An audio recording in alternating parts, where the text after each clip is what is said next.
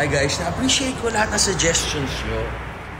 Ang gusto ko, quality ng trabaho, hindi quantity. Ayoko na madami, ayoko mawala ng oras sa misis ko at sa anak namin at sa mga in-laws ko at sa sarili ko. I'm 45, I'm old.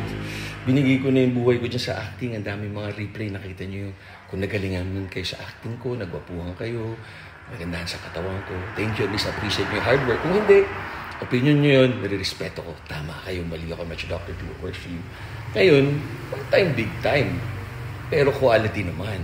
Diba? Talagang 100% Carlos Agassi. Alam ko yung dinadala ko.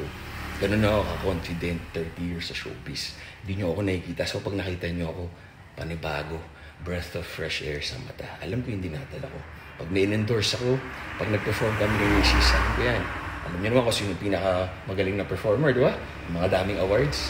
So yun lang. Do good, God will. Quality of work, not quantity of work. Make it worth my while. Kung magpe-perform ka sa inyo, tandaan nyo naman yung bayad. Kaya ko 6 songs. Kaya namin ni Mrs. Up to 2 hours na performance. Ganun karami hit songs namin. Mag-80 hit songs na. Kung acting naman, make it worth my while. Maganda yung role, maganda yung bayad. Diba? Matanda na ako. Alam ko na yan. You only live once.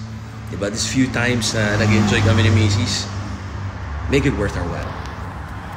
Mga nakakanood ito, know your value. Value yourself. Diba? You're the talent. You're the manager.